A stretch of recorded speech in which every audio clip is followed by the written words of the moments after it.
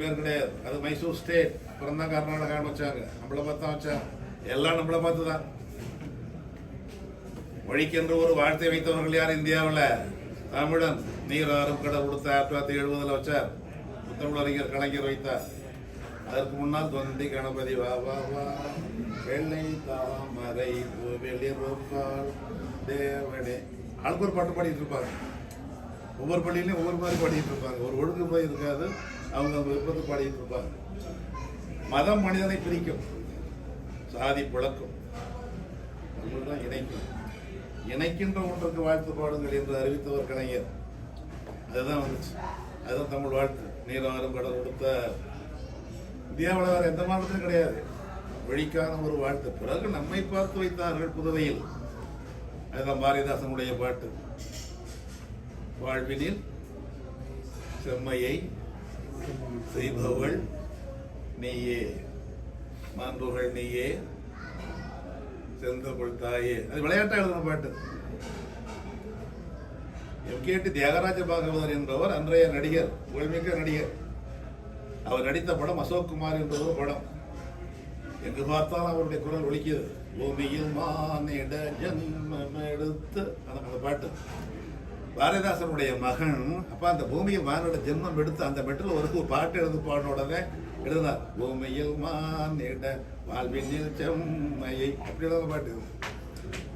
பூமியில் மானிட இருப்பதற்காக எழுத அந்த மெட்டில் எழுதப்பட்ட பாட்டு தான் வாழ்வினில் செம்மையை செய்பவள் நீயே. இன்றைக்கு இது புதுவை அரசின் தமிழ் வாழ்த்து பாடம். எல்லாவற்றுக்கும் நாம் தொடக்கம். இந்தியாவிலேயே ஒரு மொழிக்கென்று ஒரு பேரகராதி லெக்சிகன் உருவாக்கிய தமிழ். பிறகுதான் மற்ற மொழிகளுக்கெல்லாம் நமக்கு ஒன்று வேணுமே முயற்சி பண்ணார். இந்தியாவிலேயே கலைக்களஞ்சியம் என்சைக்ளோபீடியா உருவாக்கிய மொழியும் தமிழ். அதுதான் மற்ற மொழிக்காரர்களுக்கு அந்த எண்ணமே வந்துச்சு. பிரிட்டானிக்கு என்சைக்ளோபீடியா நாம வச்சிருக்கோம் 10 தொகுதி. அதில் வேற சிறுவர் கலைக்களஞ்சியம் வேற வச்சிருக்கிறோம். எல்லாம் தொடக்கம் நாம் தான் தொடங்கினோம். சுயமா இருக்கிறோம். மற்றவர்கள் எல்லாம் இப்பொழுது நம்மை விட தொடர்ந்து சென்று கொண்டிருக்கிறார். இந்த நாளில் அவற்றை எல்லாம் எண்ணி பார்க்கிறோம். அதுபோல் நண்பர் கோஷல் அவர்கள் இங்கே ஜெய் ஒரு அஞ்சலை பெட்டிங்கிற புத்தக வாசிப்பையே உருவாக்கி இருக்கிறார்கள். நாடறிந்த பேச்சாளராக இருக்கக்கூடிய மதிமாறன் அவருடைய ஆசிரியர் தான் சம்பத் அதை சொல்லலை. சம்பத் அவர்களும் வளர்நிலா அவர்களும் உங்களுடைய மாணவர் தானே மதிமாறன்?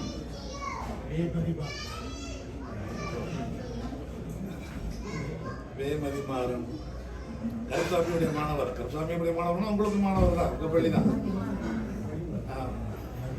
மதிமாறன் என்ற நல்ல பகுத்தறி பேச்சாளர். அவர் படித்த பள்ளி அது வெள்ளச்சாமி நாடார். அந்த பள்ளியில தான் எனக்கு பிறகு படித்த புலவர் கருப்புசாமி என்பவர் அவரோடு இணைந்து பணியாற்றிய புலவர் சம்பத் அவர்கள், வளர்நிலா அவர்கள், அவருடைய அன்பு மகன் மகேந்திர வர்மன் வரலாற்றுட்டையர் இங்கே ஒரு தமிழ் பள்ளியை நடத்தி கொண்டு வருகிறார். இதுதான் ரொம்ப முக்கியமான செய்திகளிலேயே. முந்தைக்கு முந்தை அதன் முந்தை ஆட்சி முறை வகுத்த எந்தைக்கு தந்தை அவன் தந்தை இந்தந்தை பெற்ற புகழ் தந்தைக்கும் சோற்றுக்கும் இல்லாமை சேற்றில் கரைந்திடில் என் மைந்தரின் மைந்தர்க்கு வைப்பேன் விடுதலை வாழ்வினையே. எனக்கு பிறகு என்னுடைய மகனுக்கு மகனுடைய மகனுக்கு மகனுடைய மகனுக்கு இந்த உணர்ச்சியை சொல்லிக்கொண்டே இருப்பேன். இதான் பாரதிதாசன். இந்த மைந்தரின் மைந்தரின் மைந்தரின் சொல்லிக்கொண்டே போங்க. அப்படி அடுத்தடுத்து வரக்கூடிய தலைமுறைகள் பேசினால்தான் இந்த மொழி வாழும். அதற்குத்தான் தமிழ் பள்ளியை மிகவும் சிக்கலான சூழல். என்ன பேர்? திருவள்ளுவர் தமிழ் பள்ளியை நடத்தி கொண்டு வருகின்றவர் மிகுந்த வணக்கம். இன்னொரு தலைமுறைக்கு அதை எடுத்து செல்லுகின்ற அந்த பணிதான். இது ஒரு தொடரோட்டம், இது ஒரு ரிலே ரேஸ். நம்மளோட நின்று போச்சுன்னா அவ்வளோதான், முடிஞ்சு போச்சு. பிக் புஷ் இல்லை, மேங்கல் இல்லை, ஓடுனோர்ஸ் இல்லை, கெழுத்து இல்லை, அவையெல்லாம் இருந்து போன மொழிகள். அப்படி தமிழுமாக்கி விடாமல் இருக்க வேண்டும் என்பதற்காகத்தான் இப்படிப்பட்ட தமிழ் பள்ளிகள், அம்மாவதி பள்ளிகள். ஆனால் தமிழ் இருக்குமா என்றால் அறிவிக்கிறது மொழியியல் துறையினுடைய ஆய்வு. 21ஆம் நூற்றாண்டிலே அழியக்கூடிய மொழிகள் 50 என்று பட்டியல் போட்டிருக்கிறார்கள். அதில் 12ஆம் இடத்திலே இருப்பது தமிழ். இன்றைக்கு பெரும்பாலான குடும்பங்களே தமிழ் பேசுவதில்லை. பேசுகின்ற தமிழும் தமிழாக இருப்பதில்லை. இன்னைக்கு அறிவிப்புலங்களிலே இருந்து அகற்றப்பட்டு கொண்டிருக்கிறது தமிழ். இங்கே தமிழ்நாட்டிலே தொடக்கப்பள்ளியிலேயே ஆங்கில வழி தான். தொடக்கப்பள்ளிக்கே வந்துருச்சு, அரசு பள்ளிகளே வந்துருச்சு. ரொம்ப அச்சமான சூழல்ல தான் இருக்குது இந்த மொழி.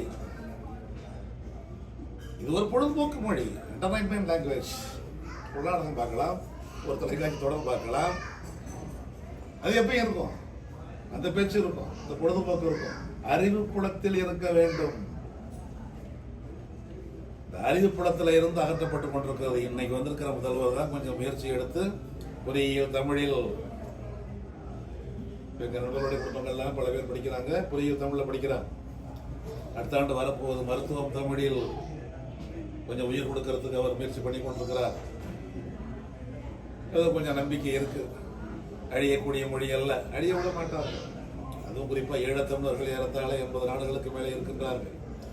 அவர்கள் இருக்கின்ற வரைக்கும் இந்த மொழி அழியாது என்றுதான் சொல்ல வேண்டும். நம்முடைய தமிழர்கள் கூட நான் தமிழன் என்று சொல்வதற்கு கூட இடம் பார்த்து சொல்வார்கள். அதுலேயும் ஒரு குறிப்பிட்ட வகுப்பை சேர்ந்தவர்கள் அவருடைய ஜாதியை சொல்வார்களே தவிர மொழியை சொல்ல மாட்டார்கள். இப்படியெல்லாம் இருக்கின்ற ஒரு நிலையிலே தான் இந்த மொழியை கழுத்தில் கத்தி தொங்குகிறது என்று எச்சரிக்கிறது மொழியியல் துறை. போயிட்டு போகுது. இங்கிலீஷ்ல பேசிட்டு போறேன், இந்தியில பேசிட்டு போறேன், ஸ்பானிஷ்ல பேசிட்டு போறேன்.